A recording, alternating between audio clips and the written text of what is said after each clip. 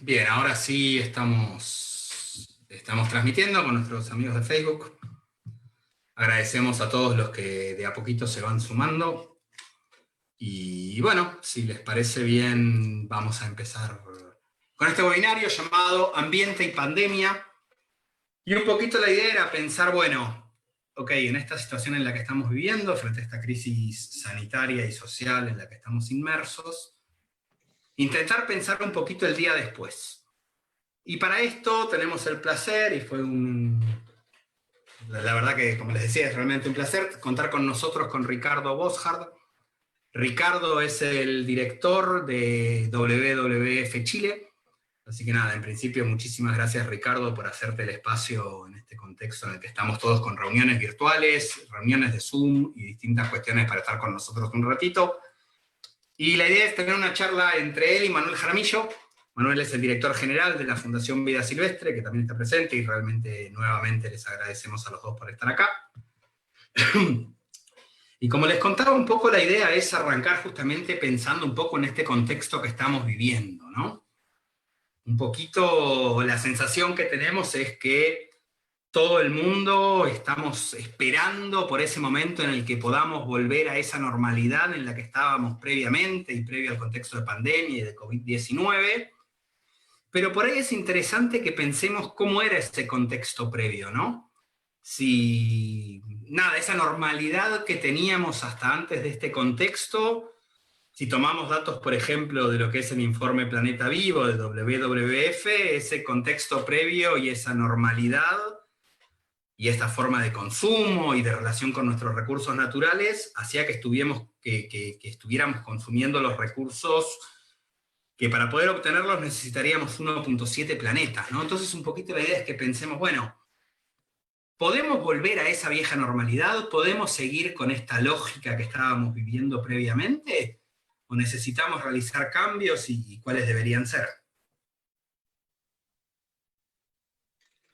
Muchas gracias, Martín. Realmente, bueno, un gusto, como bien decías, compartir este espacio con Ricardo. Bueno, ya no voy a decir un viejo, pero sí un antiguo amigo de la conservación. Realmente ha sido un placer siempre colaborar. Tenemos muchas iniciativas conjuntas entre WWF Chile y la Fundación Vida Silvestre Argentina. Y en particular me gustaría, bueno, comentarles que mis hermanas, mi hija y yo somos los únicos jaramillos de este lado de la cordillera, porque los otros están del lado oeste de la cordillera, en la región sur, así que un saludo, si por ahí nos están viendo mis familiares. Y Ricardo, bueno, contará cuál es el vínculo que tiene con Argentina, seguramente. Esto muestra de alguna forma esta hermandad que tienen los países, que siempre hablamos, ¿no?, de los amigos, de los hermanos trasandinos, a veces con alguna connotación que se puede separar un poco cuando hablamos de fútbol y, bueno, discusiones sobre el vino y demás, pero que son menores, ¿no? Yo creo que lo importante es que compartimos realmente la responsabilidad de cuidar y administrar el sur del continente americano, y tenemos muchos desafíos comunes y muchas oportunidades comunes, y yo creo que eso nos pone justamente una meta muy interesante, que es trabajar en conjunto para poder alcanzar esta conservación. Y sin duda, como comentabas vos, Martín, eh, cuando nos mencionamos que queremos volver a esa normalidad que pareciera ser que tanto anhelamos, creemos justamente que la normalidad no era tan normal, y creemos que deberíamos volver de una manera distinta. Por ahí a veces nos dicen, bueno, pero con las necesidades que va a haber, con que va a haber mucha necesidad de trabajo, de inversión, de volver a mover el motor de la economía, no podemos detenernos en los temas ambientales. Y nuestra respuesta es, al contrario, si no nos detenemos en los temas ambientales, esa reactivación de la economía puede ser contraria a lo que buscamos, puede, en lugar de generar desarrollo, generar devastación. Y me dicen, sí, pero es muy utópico pensar en que eso va a ser un cambio. Y mi respuesta es más utópico pensar que podemos llegar a un buen puerto si seguimos como veníamos, porque los indicadores estaban ahí presentes, cada vez más reconocidos por la ciencia y por algunos gobiernos de algunos países que son relevantes en la economía. Es por eso que se plantea un nuevo desafío. Si no es ahora, y si no somos organizaciones como el WWF y la Fundación Vida Silvestre los que lo promovemos, ¿quiénes y cuándo?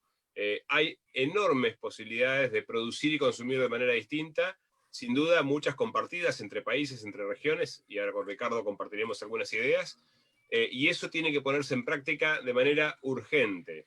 la urgencia es algo que queda claro desde hace tiempo y ahora se grafica mucho más, y sobre todo también con otro concepto interesante que es el de no dejar a nadie atrás.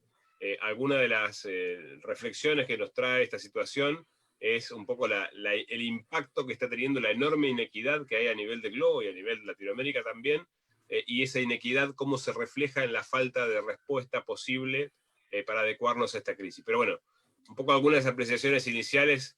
Me gustaría sin duda que Ricardo nos comente un poco su visión general sobre esta normalidad a la cual queremos volver. Gracias, Manuel. Gracias, Martín. Bueno, saludos a todos. Qué agradable estar hablando con mi patria, en el fondo. Como dice Manuel, yo nací en Argentina, me vine a vivir a los 10 años a Chile, y siempre he estado vinculado. Tengo familia en ese lado de la cordillera, que quizás esté escuchando también. Así que con Manuel hemos compartido ese vínculo personal, y que básicamente nuestros dos países tenemos mucho más similaridades de las que pensamos. Y creo que son más artificiales las diferencias de las que tenemos. Y lo que nos ocurre con Manuel, ¿no es cierto?, que tiene familia en Chile, y yo que tengo familia en Argentina, creo que ocurre mucho más de lo que políticamente y públicamente sale. Eso dicho, y creo que nosotros hemos aprendido un montón del trabajo de vida silvestre en Argentina, pesquería, áreas marinas, y creo que hay cosas que nosotros le hemos podido transmitir a la fundación, que creo que somos muy complementarios. Ahora, dicho eso, el tema de esta reunión, me encanta jugar a la ciencia ficción, porque la verdad que nadie sabe cómo va a salir. Lo que yo me imagino es que no va a ser como todos pensamos, que digan 1, 2, 3, salimos al aire. Salimos a la vida normal. Yo creo que va a ser todo esto en cámara lenta, nos vamos a acostumbrar a vivir distinto, va a ser despacio. La famosa vacuna, quién sabe cuándo va a llegar. Yo creo que va a ser un proceso de a poco. Y sí sabemos y podemos aprender de la historia y aprender de lo ocurrido. Y quizá, no sé si todos saben, pero WF viene trabajando hace 20 años en reconstrucciones verdes. ¿Ya? Nosotros mismos la aplicamos después del terremoto del 2010, un terremoto de 8,8, en que verdaderamente quedó en el centro de Chile en el piso, y fuimos y encontramos este programa WF que se llama en inglés Green Recovery and Reconstruction Toolkit, y era una herramienta que desarrolló después de varias lecciones fallidas, pero sobre todo después del tsunami de Indonesia, en que la experiencia mostraba que llegaba un desastre natural, llámese un terremoto, llámese un tsunami, llámese un aluvión, un incendio, ¿no es cierto? Ahora podemos hablar después de los incendios forestales y cómo se ha ido enfrentando la reconstrucción. Y en general lo primero que ocurría era que el medio ambiente quedaba en lista 10, y el problema social se hacía tan visual, tan claramente importante, que el tema ambiental se olvidaba. ¿Ya? Y un ejemplo muy claro, en un terremoto, ¿no es cierto?, están todos los escombros en el piso, las calles no se pueden transitar, el alcalde del lugar no puede hablar con el gobierno central, contrata una máquina, saca un poco de plata, y la máquina agarra los escombros, ¿dónde los tiro? Nadie piensa, y los tira en el humedal, que es la fuente de agua. Y después arreglar eso es un desastre. ¿Ya? Después necesitamos, ¿no es cierto?, construir casas. ¿Dónde las sacamos? Mira tú, el Parque Nacional está al lado, nadie se acordó, talamos los bosques y construimos casas porque las personas necesitan un techo, va a llover, viene el invierno, pero perdemos el Parque Nacional. Y la verdad que se podía pensar un poco más, el camión al otro lado del cerro, ¿no es cierto?, podía encontrar esos elementos. Nos pasó en Chile, ¿no es cierto?, que básicamente llegamos y llegó el aluvión y se llevaron las casas, así que se llevó el tsunami, así que reconstruimos los cerros, pero resulta que cambiamos un riesgo de una vez cada 100 años en un riesgo anual, porque en las casas después vino el invierno y se las llevó el aluvión. Entonces, un poco la experiencia de WF es que por apurarnos, por pensar rápido, porque básicamente, y después podemos ver un poco lo que podemos hacer, tomamos malas decisiones. ¿Ya? Y ese es el default. Y eso es lo que organizaciones como WF están muy preocupados, porque el problema social, y un poco lo decía Manuel, ¿no es cierto?, la parte de inequidad, una transición justa, ¿no es cierto?, pasa que invisibiliza el problema ambiental. Pero al final es pan para hoy día, hambre para mañana, porque si no lo hacemos bien, nos va a costar muchísimo el futuro. Y dicho de eso, lamentablemente, a mí en la prensa en Chile me lo han preguntado mucho, y bueno, la agenda ambiental va a volver. Sí, porque no es una invención de las ONGs. El problema de la sequía en Chile, en la zona central estamos 13 años de sequía brutal. Antes llovían, para que sepan, 400 milímetros, están lloviendo en promedio 80 mililitros por año. Por lo tanto, tenemos una escasez de agua brutal. Esa sequía está afuera, lo que pasa es que no la estamos viendo porque estamos encerrados. El cambio climático, ¿no es cierto? Ya pasamos de 300 partes por millón a la era preindustrial a más de 400 partes por millón. Sabemos que si pasamos 2 grados, ¿no es cierto? Y un ejemplo súper claro, que entre 1,5 y 2 grados se deshiela el hemisferio norte en vez de cada 100 años, cada 10. Ese 0,5 grados es para cada 10. Entonces, hay una emergencia afuera que obviamente el COVID nos deja un poco, lo deja inmovilizado. Por lo tanto, tenemos que actuar y tenemos que actuar pensando en ese gran peligro que es el medio ambiente. Yo no sé si les llegó, había un meme un tiempo que iba circulando que era el COVID y después llegaba una tremenda ola que era el cambio climático, que era 3 veces más grande que el problema del COVID. Efectivamente, así lo vemos y es real. Entonces, cuando vayamos reconstruyendo, y con esto cierro esta primera parte, ¿no es cierto?, tenemos que ir pensando inmediatamente en ese problema del cambio climático en las personas y tratar de embulgar, mascar chicle y caminar al mismo tiempo. Yo sé que es difícil, yo sé que la emergencia hace que queramos tomar decisiones rápidas, pero las decisiones tienen que ser bien tomadas porque, al igual que en un terremoto, al igual que en una aluvión, al igual que en un incendio, ustedes lo vieron hace poco, ¿no es cierto?, si lo hacemos mal, al final causamos más problemas después. Sí, clarísimo, Ricardo. Y por ahí un poco la gran pregunta es esa que vos estabas comentando, ¿no? Y sobre todo relacionado con estas temáticas que contás y demás, que es, bueno, pero ¿y cómo hacemos para caminar y mascar chicle al mismo tiempo? Entendiendo eso en este contexto, el salir de esta situación, pero cambiar el estilo previo en el que estábamos, ¿no? Diciendo justamente, ok, entendemos que queremos volver a cierta normalidad, pero ¿a cuál queremos volver? Sí, ahí Martín, si me permitís, yo creo que justamente lo que se habla mucho de este desafío, que siempre pareciera ser que es un discurso más que una acción, pero de transformar las crisis en oportunidades, ¿no? Y hay muchas oportunidades, y justamente Ricardo mencionaba la experiencia que tiene WWF a nivel internacional, y la Fundación Vida Silvestre en Argentina también, vinculado principalmente en poner en valor estos productos y servicios que son responsables desde el punto de vista ambiental, social y económico a la hora de la producción, y generando también la posibilidad de que haya un mayor compromiso por parte de los consumidores. Realmente nosotros esperamos que este tiempo de encierro nos haya servido también para reflexionar sobre las verdaderas cosas importantes de la vida, ¿no? Y creemos que todo lo que tenga que ver con el disfrute de lo natural, en un sector importante de la población va a estar presente y va a poder incentivarse en otros. Por ejemplo, desde el turismo basado en naturaleza, que se avisora como uno de los turismos más beneficiados cuando podamos volver a estar en circulación, donde la gente va a priorizar justamente estos espacios abiertos, estos espacios que brinden seguridad, que brinden sensaciones. ¿Sí? La gente está necesitando hoy más sensaciones que cosas. Nos damos cuenta cuando estamos encerrados que lo importante quizás no era el último reloj, el último jean de marca o las zapatillas más modernas, sino el abrazo, el viento en la cara, el sol en la piel, y ese tipo de cuestiones hay que aprovecharlas justamente para ponerlas en valor en base al uso sustentable de los recursos naturales. De alguna manera también cuando nos sorprendemos porque hay muchos datos de animales que pareciera ser que son una sorpresa en las ciudades, nos damos cuenta que esa vida estaba ahí cerquita nuestro y pasaba desapercibida, y que justamente donde le sacamos un poquito el pie de encima al planeta se empieza a manifestar.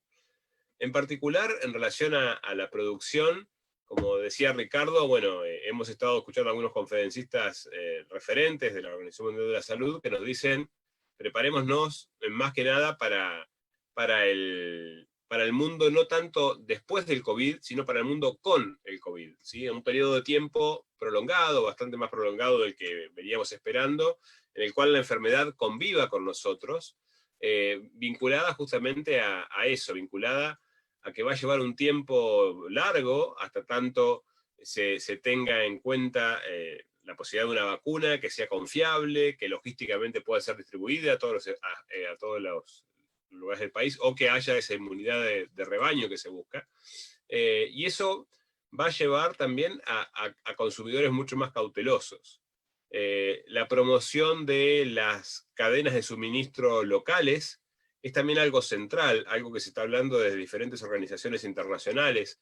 Promover el abastecimiento principalmente de alimentos cercano a los centros de consumo. Y eso tiene una connotación muy interesante y muy importante, porque justamente si uno tiene cinturones de producción cercanos a los centros de consumo, esa producción puede hacerse a través de técnicas agroecológicas, con menor uso de elementos químicos, promoviendo la generación de trabajo genuino para los habitantes de las ciudades, promoviendo este concepto que decía Ricardo de transición justa, ¿no? Donde empezamos a ver cómo a través de incentivos, que pueden ser públicos o privados, que pueden ser económicos o financieros, o aún impositivos, se generan modelos de desarrollo distinto. Y se aborda un tema central y preocupante de esa normalidad que estamos dejando atrás, que es la pérdida y el derroche de alimentos. El 30% de los alimentos se tira o se desperdicia en el mundo, y Argentina no pasa muy lejos de eso. 28 kilos de alimento por persona por año se desperdician, en un país donde claramente hay indicadores de falta de alimentación nutritiva y genuina para la población. Y eso tiene mucho que ver justamente con los malos modelos de desarrollo vinculados tanto a la producción de los alimentos como a la logística, a la distribución y a la comercialización. Los estándares que perseguimos vinculados al tipo de alimentos que queremos consumir son más producto del marketing que producto de la necesidad. Un elemento central que también está tomando fuerza en las disertaciones en las cuales hemos podido participar en este tiempo, es que vuelve la comida hecha en casa. Sin duda es todo un desafío, porque los tiempos en los cuales estábamos inmersos y trabajando muchas veces no nos lo permitían, es cuestión de replanteárselo. También es un desafío por el nuevo y feliz paradigma que tenemos de las responsabilidades compartidas en las tareas del hogar. Es un tema central justamente donde la equidad de género y la perspectiva de género empieza a ser transversal a todas las acciones que tienen que ver con la conservación y el desarrollo, y genera justamente la necesidad de repensar los vínculos también en nuestras familias y en nuestras relaciones de pareja. Vinculado a eso, también yo creo que hay una tendencia fuerte a la demanda de lo que son los productos agrícolas y alimenticios en general, libres de conversión, y eso para la Argentina puede ser una gran oportunidad también, donde podemos justamente ofrecer alimentos de calidad con responsabilidad social y ambiental, y que si lo hacemos bien pueden tener una baja huella de carbono. Y yo creo que ese es el otro elemento. Como decía Ricardo, tenemos la ola del COVID, tenemos la ola de la crisis económica y tenemos una ola más grande que es la del cambio climático. Entonces estamos teniendo que afrontar diferentes desafíos a diferentes escalas, trabajando de la manera más articuladamente posible. Este es otro concepto importantísimo. Si no articulamos el trabajo tanto entre las organizaciones ambientales como las organizaciones de la producción y los gobiernos, esta oportunidad que tenemos se puede perder, y creo realmente que no es la intención. Seguramente, bueno, en Chile debe haber otras iniciativas que tienen potencial para desarrollarse, y Ricardo nos puede comentar un poco sobre esas, ¿no? Sí, a ver, yo quería seguir la idea, lo que dice Manuel es muy importante y estamos desde Chile en lo mismo, o sea, creo que el consumo, el consumidor tiene un tremendo poder. Acá es algo que nosotros estamos, vamos quizá un poco más atrás que en Argentina, pero entrando muy fuerte en los consumidores. Y ahí el mensaje también es, no todo tiene que ser nuevo. Yo creo que muchas soluciones ya estaban planteadas por organizaciones como las nuestras. Nosotros venimos hace muchos años diciendo que consumir local, yo cuando hice el magíster hace una pila de años, 20, se hablaba de consumir local y consumir de la temporada. Y con eso evitaba el transporte, ¿no es cierto?, traer cosas de otros lados del mundo. Entonces, yo creo que el rol de los consumidores en este tiempo en que quizás estamos pensando más que compramos, es muy importante, y la invitación, ¿no es cierto?, lo que escuchando es que lo consideren. Hoy día, por ejemplo, me encontré un paquete reciclable en un producto de choclo que no había visto nunca. Entonces, elegí ese producto, era un poco más caro, pero básicamente lo puedo poner en reciclaje y efectivamente evito la basura. Todo que el packaging, creo que hay mucho para hacer. y la fuente, de dónde viene, ¿no es cierto? Nosotros tenemos dos países beneficiados con una agricultura, yo soy agrónomo de profesión, complementaria, y de repente, no sé, pues me llega en la zona ganadera, veo bife de Estados Unidos, no debería comprarlo. O no sé, fruta, en Chile está empezando a llegar uva de California. ¿Qué cuesta esperar 4 o 5 meses para comer una uva chilena que es de gran calidad? Y así, yo creo que los consumidores en esa línea es una estrategia que nosotros, que como LF veníamos trabajando fuertemente, todo lo que es pesca, ¿no es cierto? Pesca, yo siempre cuando hago presentaciones hago una encuesta, nosotros tenemos la merluza en Chile, y ¿cuándo es la veda? Y casi nadie sabe la fecha de la veda de la merluza, que es una especie icónica de los platos chilenos, y que básicamente comprar en la época de veda es un asesinato porque la pobre merluza está justo desovando. Entonces, ese tipo de cosas como consumidores tenemos que informarnos mejor, tenemos que dedicarle un poco más de tiempo. También me parece muy interesante lo que dice Manuel de volver a cocinar, volver a compartir. Yo creo que en ese sentido esto es un buen aterrizaje. Yo tengo hijos entre 17 y 13. Para ellos esta crisis es como, ¿qué está pasando? O sea, ¿qué pasa que no puedo? O sea, me porto bien, hago mis tareas, hago lo que diga, ¿y por qué no puedo ir al campeonato? Porque hay una crisis, es que no aguanto más. Bueno, eso es una crisis. Entonces, creo que también es bueno darse cuenta que no podíamos hacer todos, no era posible desarrollar todo lo que queríamos, y esta crisis nos está mostrando que somos solo seres humanos, y tenemos que aprovecharla. Pero hay otras estrategias que sí tenemos que cambiar, ¿no es cierto? Sí hay cosas que tenemos que transformar, y en Chile fuertemente se está transformando la transformación eléctrica, para llevar a Chile a un país efectivamente que está alineado 1,5. No sé si llegaron a noticia en Argentina, pero hace casi un mes, en plena cuarentena, Chile presentó el NS nuevo, actualizado, y si bien creo que todavía no está alineado con 1,5 y ahora está pasado los 2 grados, sí nos gustó mucho el que cubra mucho más temas, habla de una transición justa, habla de los océanos, habla de restauración de bosques, mucho más completa en el sentido de que cubre mucho más temas que tenían que cubrirlos, varios de esos nosotros los pusimos en la mesa. Habla de los océanos, lo había mencionado, y por otro lado también establece metas, por ejemplo, produce un presupuesto de carbono, que es las toneladas que le quedan a Chile emitir al 2050. Y eso también es muy potente. Esas toneladas hoy día están más alineadas con los 2 grados, pero francamente el que tengamos a meta, y que básicamente, para que la gente entienda, es como yo tengo tanta plata en la cuenta corriente, y eso es lo que puedo gastar este mes y se acabó porque no tengo línea de crédito. El restringirse a ese nivel es muy importante. Creo que tenemos que tener solo 400 gigatones para emitir, porque eso está alineado con 1,5, pero vamos a ir trabajando. Hemos tenido experiencia en que nos ponemos una meta y después, cuando trabajamos todos como sociedad, formando consensos, llegamos a meta, como fue nosotros hace, yo creo que unos 5 años, nos juntamos, hicimos un proceso parecido que el que hicieron en Argentina, que fue Energía 2050, se llamó en Chile, que básicamente muchos actores se juntaron para establecer una meta de cómo llegamos a una meta sin carbono. Y primero, y tuve una pelea, una discusión súper profunda de, ¿cómo se llama? Si era 70 la meta o 100 la meta al 2050. Nosotros, obviamente, vamos por el 70, dijimos, ¿sabes qué vamos a firmar? Porque es más importante que esté la meta al número. Pasado 3 años, la penetración de energía solar con esa meta fue tan profunda que ya los generadores estaban hablando que al 2040 podíamos cumplir el 100%. Entonces, es mucho más importante a nuestra forma poner la meta y vamos trabajando. Pero no hay que olvidarse, ¿no es cierto? Entonces, que tenemos esta gran meta de descarbonizar la energía, pero eso es 50% de la torta. El informe Planeta Vivo que nos mencionó Martín al principio, ¿no es cierto?, nos dice 50% del problema, porque estamos en 1,7 planetas, más o menos, son las emisiones fósiles. Si las achicamos rápidamente, podemos estar dentro de la capacidad de carga. Pero no nos olvidemos del otro 50, que es la naturaleza.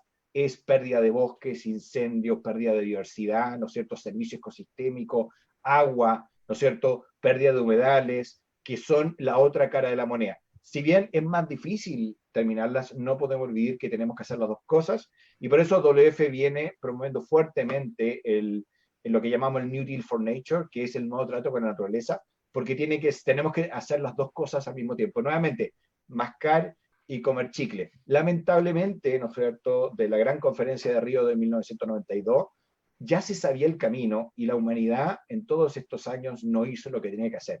Por lo tanto, todos los años seguimos aumentando las emisiones y la aumentamos y la aumentando y seguimos perdiendo la diversidad. Organizaciones como la nuestra vienen diciéndolo desde ese momento, ¿no es cierto?, en los problemas que estamos y nos han escuchado. Por lo tanto, cada vez nos quedan menos márgenes de acción y ahora tenemos que salir de todos estos problemas, de las emisiones, de la pérdida de velocidad y de la pandemia y todo de uno, porque si no, vamos a tener, quizás no estaremos encerrados, ¿no es cierto?, por una pandemia, pero vamos a tener otros problemas tan graves o más como los que estamos teniendo hoy. Permitime un segundo, Ricardo, vos recién comentabas sobre los NDCs. Voy a hacer una breve explicación para el público porque no tengo claro si todos conocen de qué estamos hablando.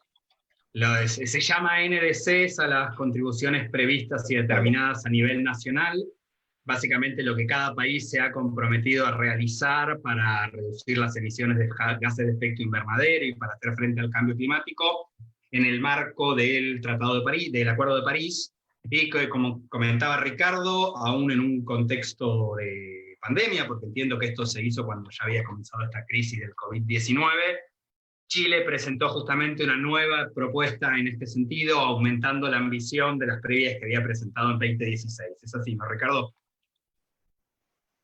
¿Cómo? Perdón. No, sí es así, digo, Chile lo presentó estas nuevas propuestas hace poco, ya en el contexto del COVID-19. Exactamente, lo que pasa es que acuérdense que la reunión, la COP iba a ser en Santiago de Chile en octubre. Claro. En noviembre tuvimos una crisis social, se fue a Madrid. Con la crisis social se atrasó toda la consulta ciudadana, ¿no es cierto?, de la COP, y finalmente se presentó entonces ahora en marzo. Pero la verdad que sigue siendo un muy buen intento de ambición. Obviamente nos parece que, como decía, hay ciertos indicadores. El PIC de Chile se estima recién en el 2027, nosotros creemos que tendría que ser el 2023. La descarbonización sigue hablándose de 2040, creemos que tiene que ser el 2030. Sin embargo, ¿no es cierto?, creo que hay cosas. Y esas se presentaron entonces, ese compromiso de Chile, que sería interesante dónde está el compromiso de Argentina, se presentó ahora, ¿no es cierto?, en marzo. Sí, y respecto justamente a esto, ¿no?, los compromisos de Argentina, es que le quería preguntar a Manuel justamente sobre ese tema, ¿no?, porque muchas veces diferentes referentes políticos de nuestro país plantearon, ¿no?, la necesidad de aumentar la ambición expresada en los NDC nacionales que se presentaron en 2016, y por ahí repensar estas ambiciones también en este contexto, ¿no?, y cómo podemos hacer para aumentar esa ambición, pero justamente teniendo en cuenta esto de que el desarrollo económico se vincule y articule con la recuperación sostenible.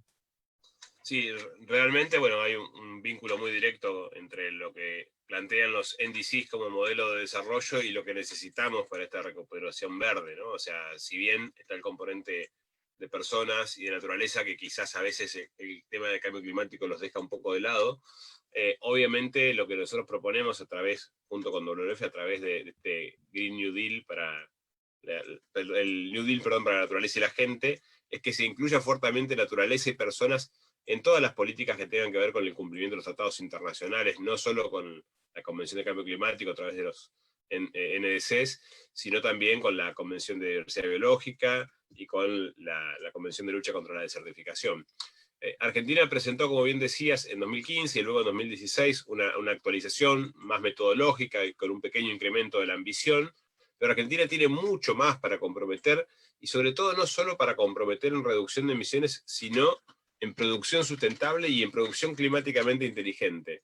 Realmente todo el sector agrícola y ganadero está subestimado en las contribuciones de los NDCs, y es ahí donde Argentina tiene mucho más para colaborar. La Fundación Vida Silvestre Argentina, desde hace 25 años, promueve el manejo sustentable de los pastizales, la ganadería sustentable de pastizal, como una herramienta justamente para mantener paisajes como los que tengo atrás mío, digamos, ¿no? El pastizal pampeano, en este caso particular en la cuenca deprimida del Salado, que es hábitat para una biodiversidad enorme de especies de mamíferos y de aves, y bueno, de todo el ensamble en realidad de especies animales, pero donde hay especies amenazadas como el venado de las pampas, que pueden coexistir con la producción ganadera, justamente si se hacen las cosas bien, si se promueve el pastizal natural, si se maneja el pastizal natural de una forma eficiente, y de esa forma se asegura mantener la biodiversidad debajo de las patas de las vacas, se asegura generar un desarrollo económico que permita una circulación monetaria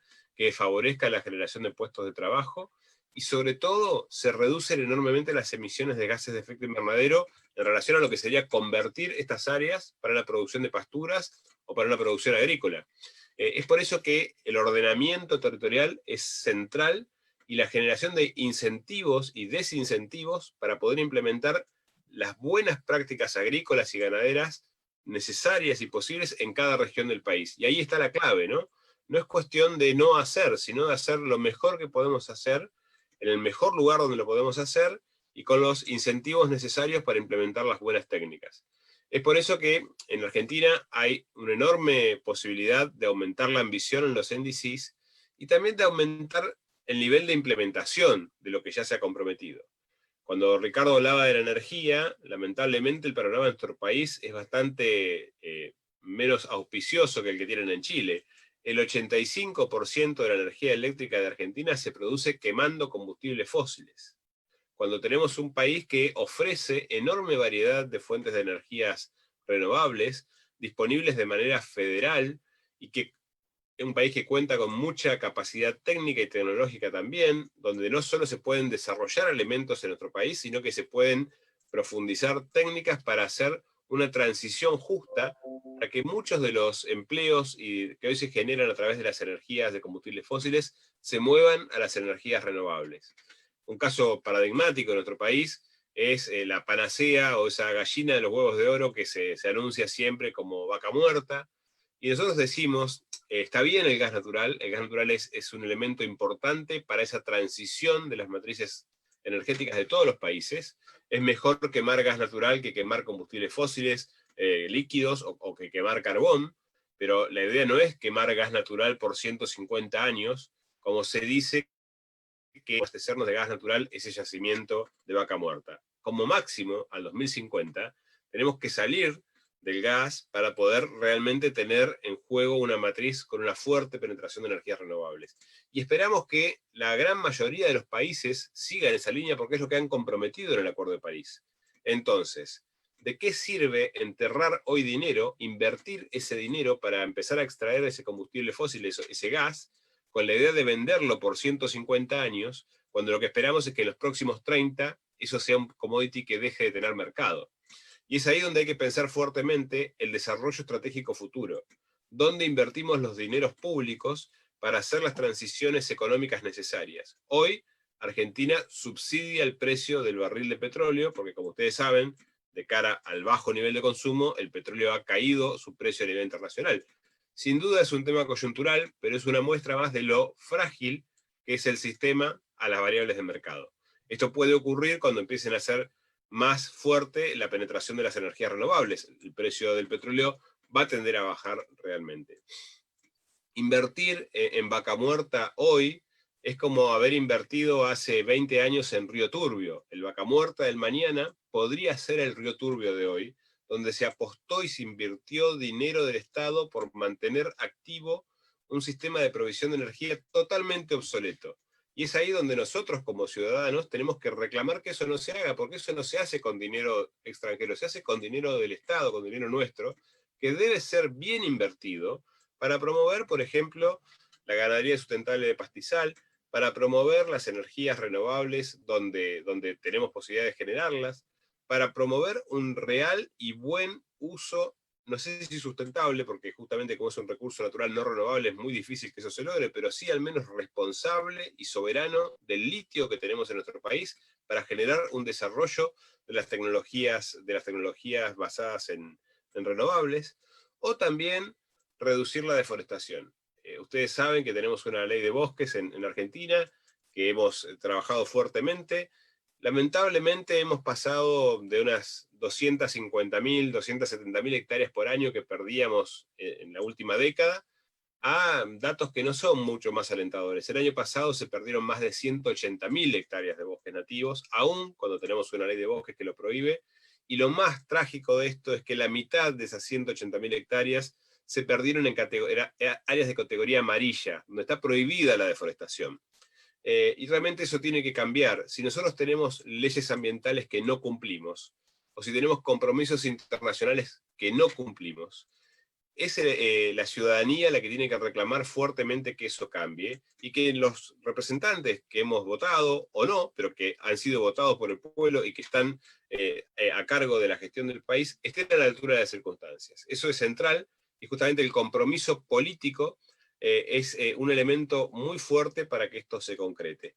En particular también con el tema de los NDCs o de los compromisos argentinos, hay mucho para hacer y para pensar vinculado al transporte. El transporte en Argentina es muy deficitario, la inexistencia de ferrocarriles hace que todo el transporte sea por camiones que se trasladan con combustibles fósiles, el enorme mercado que tenemos de productos agrícolas y ganaderos y la enorme distancia que tenemos en nuestro país vinculada a los puertos y a los centros de producción hace que eso sea obsoleto. Es necesario repensar el sistema de transporte, principalmente para que los commodities que producimos y que queremos exportar, cuando sean medidos en su huella de carbono y sean analizados por los centros de compra si son recibidos o no, no sean penados justamente por esto que ya está presente. Los países han tomado compromisos, nos contaba Ricardo el de Chile, de trabajar de manera climáticamente inteligente. Entonces es muy probable que en esta nueva normalidad los países que compraban nuestros commodities no estén tan interesados en comprarlos si nuestra huella de carbono es muy alta para producirlos. Deforestación, transporte, energía, son temas centrales en la producción y temas centrales en el análisis que hacen los países. Sí, clarísimo, Manuel y Ricardo, los dos, la verdad. Me quedé con algo que los dos comentaron, que es este nuevo acuerdo entre la naturaleza y las personas, ¿no? Que es la iniciativa del WWF a nivel global y que Vida Silvestre está apoyando también en Argentina.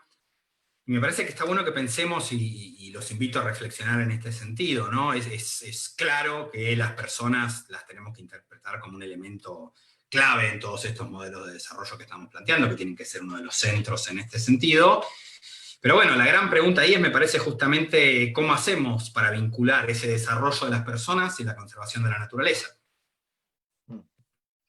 Sí, a ver, yo creo que permíteme irlo uniendo como a tu primera pregunta, ¿no es cierto? ¿Cómo salimos o cómo se ve el futuro de nuestros países, de Chile, Argentina?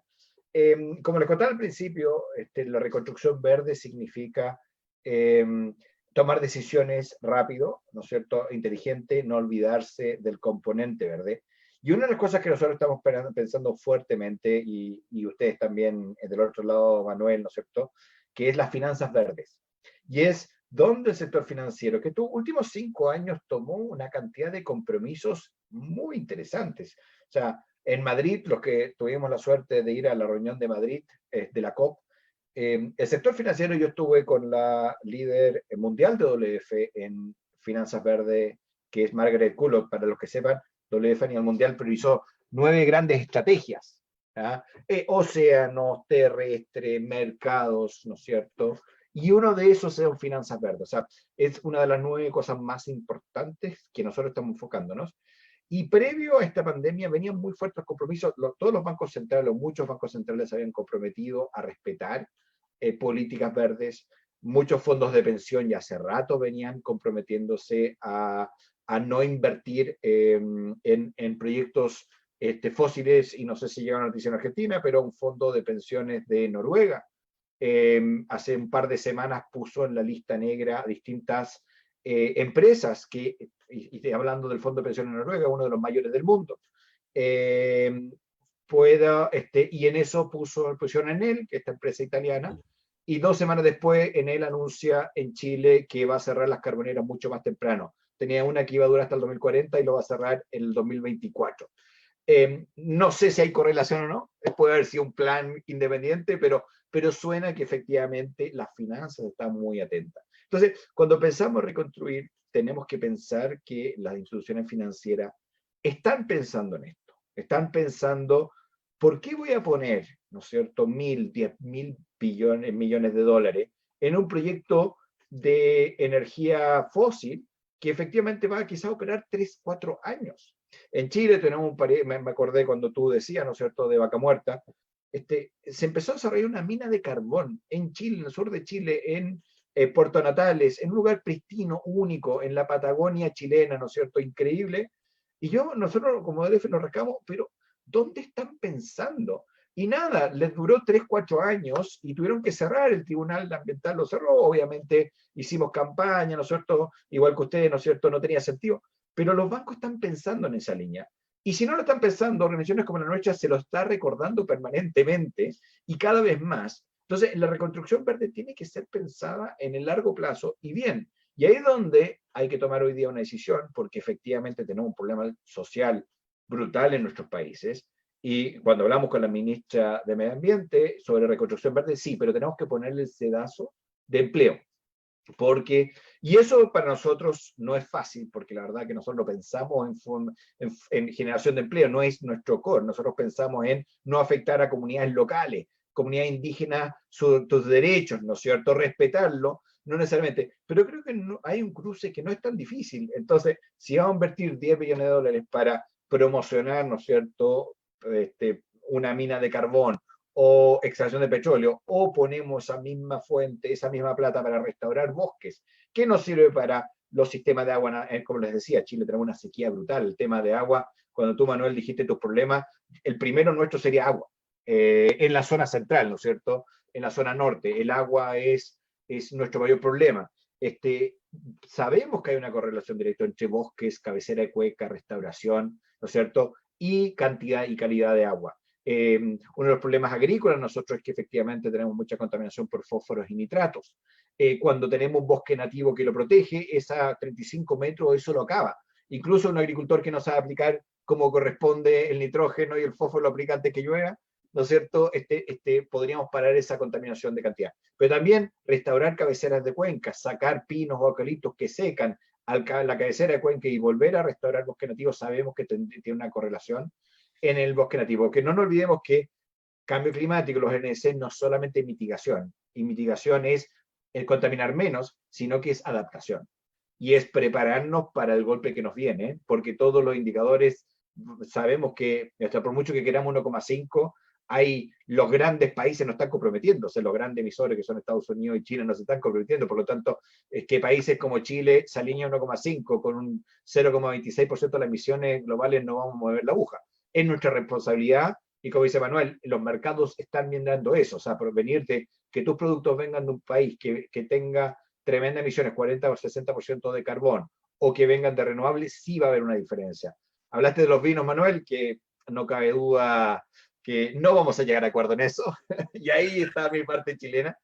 También nuestros mercados van a llegar, y es distinto llegar de una matriz energética renovables que de una matriz energética basada en las energías fósiles, porque el vino es muy sensible a eso. Entonces, yo creo que hay muchas cosas, y en la medida que vamos tomando decisiones, nuestros gobiernos están forzados a tomar decisiones. Todos los países están hablando sobre endeudarse, lo que quizá en el pasado no hubiera existido, ¿no es cierto? Va a haber más márgenes para endeudarse, y vamos a tener que sacar plata rápido, porque esa es la experiencia también en reconstrucción verde. La plata tiene que salir, y muchas veces se puede pensar poco las decisiones, porque la plata tiene que salir del Estado. No es fácil gastar plata bien. Tienen que ser los proyectos correctos. Y ahí nosotros también, como OLF, al menos vemos una responsabilidad en nosotros, en llevar buenas propuestas al gobierno, llevar buenas propuestas listas. Creo que organizaciones como la nuestra, ¿no es cierto?, y los socios que esperan estén siguiendo los dos lados, los que creen en nosotros y nos ayudan a financiar, ¿no es cierto?, nuestro trabajo. Creo que esperan de nosotros que llevemos propuesta concreta, porque no sacamos nada con decirle al gobierno, usted tiene que reconstruir verde. Con todos los problemas que tienen, y reconocemos todos los problemas, nos tenemos que ir, acá hay un proyecto de restauración en los predios tanto y tanto, esta es la forma, acá están sus socios, y este es el instrumento financiero para canalizarlo, está llegar y aprobarlo, señor, está alineado con la reconstrucción verde que queremos. Eso ayuda verdaderamente. Y si eso lo podemos cruzar a través de trabajar con socios que quizás antes no habíamos pensado trabajar como OLF, en cruzarlo con mano de obra, verdaderamente damos soluciones en la línea correcta. Al menos así estamos tratando de hacerlo, no es fácil, nos obliga, ¿no es cierto?, a llevar a crear proyectos a una escala que nosotros nunca hemos visto, pero creemos que con eso podemos llegar a una reconstrucción verde. Entonces, para resumir esta sección, no se olviden de las finanzas verdes.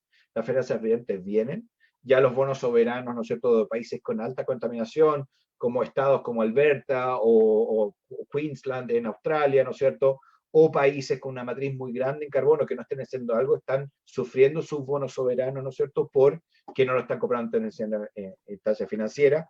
Eso es una cosa que viene, y si no se acuerdan, organizaciones como WF los va a recordar, y proyectos concretos que sean realmente una ayuda, básicamente van a ayudar a la solución.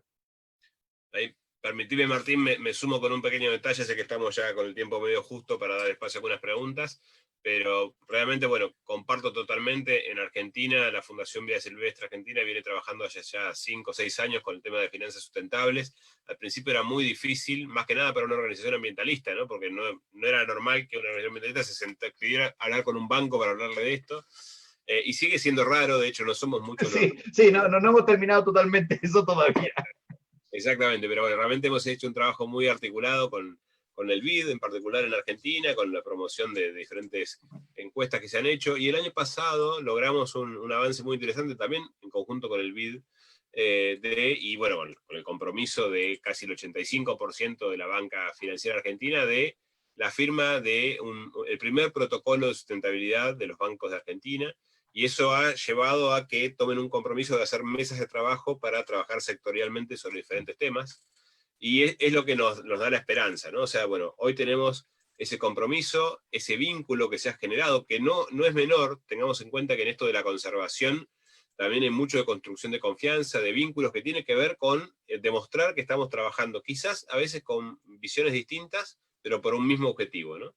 Y acá me sumo al desafío que plantea Ricardo de tener proyectos cerrados, realmente que estén llave en mano, podríamos decir, para poder implementar rápidamente en un contexto de emergencia, y rescato de nuevo la necesidad de articular el trabajo colaborativo, ¿no? Quizás no sea solo WF o solo Fundación Vida Silvestre los que lo puedan hacer, pero si nos aliamos con instituciones académicas, productivas, cámaras empresariales, y hay diferentes arreglos de gobernanza que podemos pensar para tener proyectos listos, llave en mano, preparados, que puedan solucionar problemas productivos, de trabajo, económicos, con perspectiva ambiental y climática. Y ahí está el desafío, ¿no? Ser rápidos para eso es lo central, me parece. Bien, gracias. Como decías, Manuel, sí, estamos empezando a cerrar la charla. La verdad que los escucharía durante horas hablar, pero bueno, un poco la idea es hacer un webinario que haya un espacio para la gente, que es el que vamos a abrir en un ratito. Pero me queda una sola cosita que comentarles, que por ahí rompe un poco con lo que veníamos charlando. Pero nada, mañana se celebra el Día Mundial del Ambiente. El 5 de junio, como todos los años, mañana se celebra el Día Mundial del Ambiente, ¿no? Y si bien estuvimos hablando del pospandemia y de cómo tenemos que intentar movernos en este sentido una vez que esta situación pase, preguntarles un poco, bueno, es un Día Mundial del Ambiente extraño, tal como son extrañas todas las situaciones en este contexto que estamos viviendo, pero bueno, ¿qué reflexión le genera? ¿Manuel? Dale, no, mira, yo justamente estaba pensando mientras preguntabas, más allá de las imágenes que estoy viendo ahora que estás pasando y demás, yo tengo la enorme fortuna de haber vuelto a vivir en mi ciudad natal después de 20 y pico de años de estar dando vueltas por diferentes partes del país. Bueno, estuve afuera también. Y ese paisaje que ven atrás, si bien la foto no es mía, es de Secretaría de Conservación, es el paisaje en el cual vivo, ¿no? Tengo la fortuna de salir, agarrar la bici, hacer 10 kilómetros y estar en este paisaje y disfrutar esa naturaleza y esos atardeceres. Y de hecho, en particular ahora, si bien estamos en aislamiento, en la ciudad en la cual vivo no hay casos y está permitido un tiempo de esparcimiento y frecuentemente lo hago. Y para mí es central, o sea, yo me crié en este paisaje, entiendo hoy, gracias a que pude estudiar y al trabajo que tengo con WF, la dinámica que este paisaje transmite, los servicios ambientales que brinda, y uno central que es el que transmite la foto, ¿no? O sea, una belleza escénica, una cuestión de articulación real con lo que tenemos que vivir y sentir, que hace que sea emocionante, ¿no? Entonces me parece a mí que el ambiente nos transmite eso, nos transmite esa sensación, esa emoción, que es importante para nuestra vida tanto, ¿sí?, como el tener o el hacer. La realización profesional y personal nunca puede estar alejada, desde mi punto de vista, al menos como yo lo vivo, de poder tener la capacidad de deslumbrarse y la capacidad de disfrutar este tipo de cosas tan simples. Tomar unos mates a la orilla de una laguna, en un paisaje como este, viendo la avifauna que está ahí, o los coipos que se acercan, tiene un valor indescriptible. Y yo creo que eso tenemos que ponerlo siempre en la balanza, más en estos tiempos en los cuales eso es una limitante. Y tenemos que invitar a la sociedad a que piense esto también, a que lo incorpore, porque no todo es a veces lo que se nos vende como la necesidad del éxito y el desarrollo a una escala que está muy alejada de la escala humana. El desarrollo a escala humana tiene que ver con esto también, y yo los invito a todos a incorporarlo en su forma de pensar y de actuar. Sí, y por mi lado, la verdad que el Día de Medio Ambiente, yo he extrañado dos cosas porque estoy encerrado en Santiago, ¿no es cierto?, en cuarentena. Obviamente el contacto social, estoy con mi familia y ha sido maravilloso, pero igual los amigos, básicamente no somos seres de Zoom. Y me falta, ¿no es cierto?, la conversación. Me falta una dimensión, que si el Zoom es mejor que el teléfono, nos falta ese contacto personal. Pero segundo, la naturaleza, el verde, verdaderamente no poder salir, estar. Yo soy del sur de Chile, el bosque templado valdiviano, que ustedes lo tienen, ¿no es cierto?, en San Martín de los Andes, es no tener naturaleza. Y ese para mí, respondiendo a tu pregunta, Martín, el Día del Medio Ambiente es eso, es, por Dios, que como humanidad le hemos dado duro a nuestra naturaleza. Unos números para que les queden en este cierre de Inglaterra, que eran puros bosques antes de la llegada de los romanos, ya en la Edad Media le quedaba 15% de los bosques. Al principio de la Primera Guerra Mundial le quedaban 4%. Después han tratado de restaurar y van en como el 12-13%. 100 años hicieron una normativa especial. Hemos destruido nuestros ecosistemas y y por eso organizaciones como la nuestra, cada cosa que queda lo valorizamos tanto, porque volver a recuperarla pueden pasar 100, 200 años, tener cobertura como la que teníamos en el pasado. Entonces el Día del Medio Ambiente para mí es esa naturaleza que la tenemos en jaque, que tanto como el cambio climático le hemos dado duro, por usar un chilenismo, también le damos dado muy duro en la naturaleza, y eso es recordarnos, ahora que no la tenemos a mano, los que estamos encerrados, acordarnos que existe y que básicamente está bajo peligro.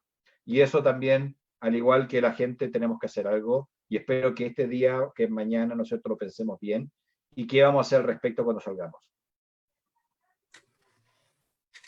Genial, muchas gracias. Sí, la verdad, utilizar estas fechas como para poder pensarnos un poco en nuestra relación con la naturaleza, con el ambiente, con los recursos naturales, con los que nos rodea, y básicamente en este contexto, ¿no?, en el que lamentablemente lo que nos está rodeando son las cuatro paredes de cada una de nuestras casas, y valorar también eso que estamos perdiendo, ¿no?, en esta situación. El poder encontrarnos en otros espacios, en contacto con la naturaleza y demás. En principio, agradecerles por mi parte inicialmente. Ricardo, tengo una pregunta específica que te dejaron a vos en el chat sobre el proyecto de dirigir el agua de la región de los lagos a la zona central de Chile. No sé si estás en tema, te están pidiendo como una Sí, opinión al respecto sobre eso. sí, a ver, no nos gusta, no me gusta, no nos gusta, porque eso supone que hay cuencas que les sobra el agua. Y eso, básicamente, todas las cuencas han logrado el equilibrio. Y hoy día en Chile sabemos que hay una correlación directa entre las pesquerías de costa con los flujos. Por lo tanto, sacar un volumen, en muchos años atrás, de hecho, cuando estuve en la universidad, se estudiaba que litro que iba al mar era litro perdido. Pero eso hace mucho tiempo nos dimos cuenta que la naturaleza necesitaba flujo. Por lo tanto, asumir que sobra agua en el Biobío o en el río en Rapel es un error, porque esa agua no sobra, ¿ya? También la necesitan, ¿no es cierto?, aunque la captemos ya casi en el mar, la necesitan los sistemas. El consumo energético de un proyecto sí es brutal, y la verdad que no interviene, o sea, yo creo que si algo aprendimos en todos estos años es que el ser humano no puede controlar la naturaleza. Tenemos escasez hídrica, hay que reconocerlo. Personalmente me gusta más una desalinización con energía solar, porque el problema de la desalinización hoy día es con energía carbón, que cambio nosotros un problema por el otro. Yo creo que energía solar y buscar una solución a salmueras, al desalinizar, ¿no es cierto? Tengo muchas más cantidades de sales en la bahía. Tenemos que buscar una solución. Creo que una solución, probablemente una inversión muy similar, porque el otro es un proyecto muy caro, pero desde el punto de vista del ecosistema, ¿no es cierto?, y del balance energético, o con un estudio de ciclo de vida de productos, sería mucho más positivo y sin impactar la biodiversidad. Así que a mí es un proyecto que no me gusta personalmente. Perfecto, muchas gracias Ricardo por esta pregunta específica. Y tengo una pregunta, entiendo que es para Manuel, que la hace Alejandra Bodiesanzón, que la pregunta es, ¿qué acciones se van a tomar con quienes continúan los desmontes ilegales en nuestro país? En realidad se lo pregunto a los dos, no sé cómo es la situación, Ricardo, en Chile también esto, pero bueno, como no aclara sobre qué país está, por las dudas se la hago a los dos. Bueno, realmente es un tema que no tiene una respuesta única, ¿no? O sea, la ley de bosques establece que cada jurisdicción, tengamos en cuenta que por la Constitución Nacional, por la reforma del 94, los recursos naturales son de autoridad de aplicación de las provincias. Entonces, cada provincia tiene un sistema de multas. Si bien hay un marco general establecido por la ley de bosques, lo que se prevé es que se establezca un registro nacional de infractores, que ya está vigente, pero para poder registrar como infractor al supuesto desmontador o desmontadora, tiene que estar cerrado el proceso administrativo y terminado el sumario. Esto hace que muchas veces los desmontes no estén, como no hubo denuncia, como no hubo investigación, si bien lo vemos en la imagen satelital, no hay un proceso administrativo que se solape y que permita constatar que eso fue un desmonte. Estamos trabajando justamente para promover que eso sea mejor, sea más efectivo, y lamentablemente las multas que se aplican dependen de las escalas que tienen las provincias, que muchas veces son irrisorias, lamentablemente, y esto no es para, como decimos en Argentina, muy coloquialmente, para avivar giles, pero en muchos casos la multa que se puede cobrar por un desmonte ilegal es mucho menor que el valor que se le puede dar a la tierra cuando se dedica a la actividad productiva. Es por eso que es importantísimo que se cumpla el componente de la ley que dice que la primera sanción es la obligación de recomponer el daño ambiental, del proceso de restauración. Entonces, en primer lugar, hay que trabajar por eso. Yo diría, un paso atrás por prevenir los desmontes, y hoy hay metodologías y sistemas para eso. Los sistemas de alerta temprano que tiene la Nación deberían poder detectar rápidamente el inicio de los desmontes y establecer sistemas de control y vigilancia para frenarlos en el momento en el cual se están haciendo. Y lo otro, para que la sanción, más allá de la potencial sanción penal, que hoy no lo contempla esto el Código Penal, pero que puede tener si es que se avanzan con algunos proyectos de ley que se ha estado discutiendo sobre cambiar la tipología y poder considerar un delito penal al delito ambiental, implica la restauración. Recomponer lo que se deforestó, lo que se degradó, es central porque eso es lo importante, ¿no? Más que nada cuando eran bosques que estaban protegidos por la legislación vigente. Yo creo que la pregunta de Argentina, porque no usamos el término desmonte nosotros, pero sí tenemos degradación y sustitución de bosque. Es un problema mucho menor que el pasado gracias a Chile, pero sin embargo hemos visto en el caso de las paltas algunos sustitución de bosques por terreno agrícola. Es un tecnicismo de que es un bosque y que es simplemente un bosque degradado, que puede marcar la diferencia. Pero yo quiero quedarme ahí con la idea de que apreciemos lo que nos va quedando. El argumento que les di antes, ¿no es cierto? Hemos arrinconado la naturaleza y nada nos sobra. Por lo tanto, tenemos que cuidar cada uno, todo lo contrario. Nosotros tenemos que restaurar. En Chile tenemos que restaurar quizás 1 millón o 2 millones de hectáreas de bosque nativo para recuperar las cuencas. Por lo tanto, cualquier cosa que ocurra en ese sentido es totalmente castigable socialmente, y por ejemplo los productos que compramos tenemos que asegurarnos que no vengan de predios, ¿cómo se llama?, que hayan destruido bosques. Vinos podrían venir de predios, todo lo que es la industria del pulpa de papel, certificaciones como FSC limitan eso y lo controlan muy bien, y hay tipos de certificaciones que los consumidores pueden asegurarse que viene de ahí. Nos preocupa mucho la soya, por ejemplo, nosotros que vengan de Paraguay y de Brasil, que también los salmones chilenos, que no vengan de predios deforestados, ¿no es cierto? Y que a veces hay formas de alguien deforesta, después vende el predio, lo compra una empresa más grande y, yo no fui. Entonces también hay que cambiar el mercado de las compras. Por lo tanto, hay hartas cosas que hacer. En Chile, en cierta forma, está más controlado. Tenemos algunas islas y algunos problemas que estamos ahí tratando de ver cómo solucionamos, pero hoy día nosotros estamos abocados en restaurar millones de hectáreas. Muchísimas gracias, Ricardo. Muchísimas gracias, Manuel. Les voy a dejar la última pregunta, que es la que hacemos siempre y con la que cerramos estos webinarios. Y es el invitarnos a imaginar un poquito el futuro, ¿no? Y lo hacemos en un término de a 10 años. Entonces, la pregunta para ustedes, como para una reflexión final en este sentido, es, bueno, ¿qué imaginan que va a pasar con las temáticas ambientales cuando estemos en el 2030? Bueno, si querés arranco yo, Ricardo. Realmente hay cuestiones que tienen que ver con lo que uno anhela y con lo que uno cree, ¿no? Básicamente estamos ahora en un marco 2030 con los Objetivos de Desarrollo Sustentable, con la Agenda 2030. Estamos revisando el marco post-2020 del Convenio de Diversidad Biológica y las metas de Aichi, justamente pensando en el 2030. Tenemos iniciativas de restauración forestal a través del compromiso de 20 por 20, que eran 20 millones de hectáreas al 2020 y que ahora son 30 millones de hectáreas al 2030.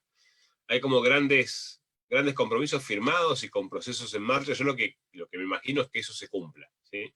Que realmente logremos, por primera vez, podríamos decir, alcanzar lo que nos comprometemos, lo que firmamos, lo que ratificamos y por lo cual trabajamos día a día. Eso, si se quiere, desde el punto de vista más tecnócrata, ¿no? O sea, más pensando en eso de las metas y de cumplirlas y de medirnos y de manejo adaptativo.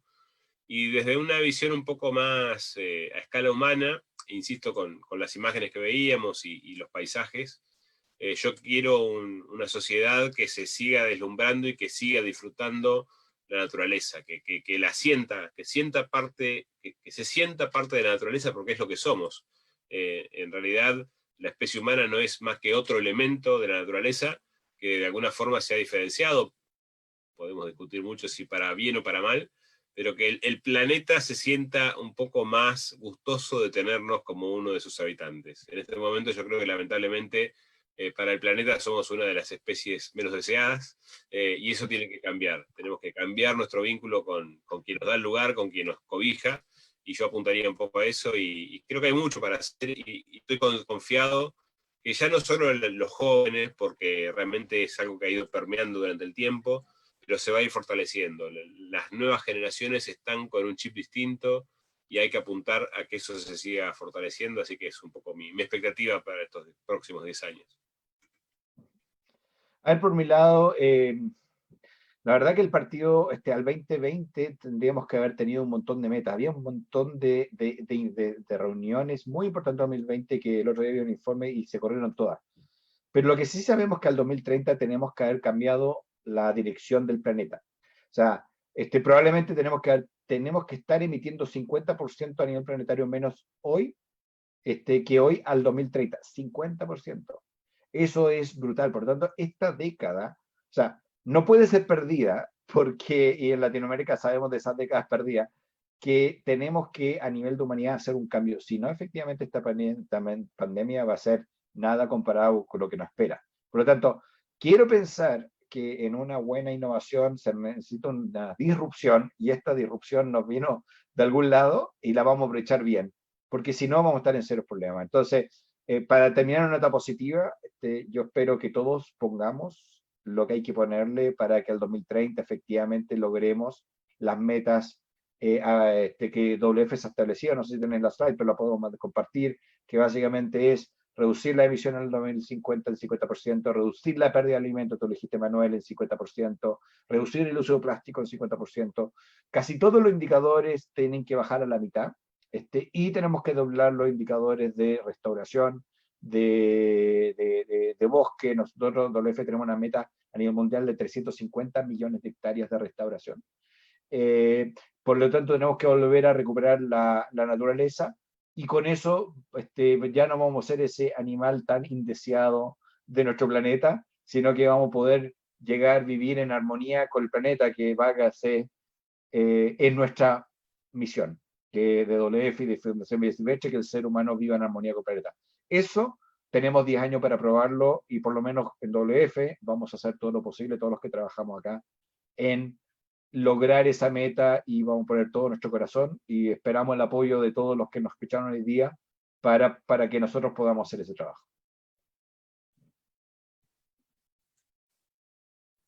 Impecable. Muchísimas gracias a los dos. Con esto vamos a ir cerrando ya este webinario. Comentarle a la gente que en vidasilvestre.org.ar/nos quedamos en casa pueden encontrar todos los webinarios que estuvimos haciendo en el último mes y medio, creo que son 10 ya.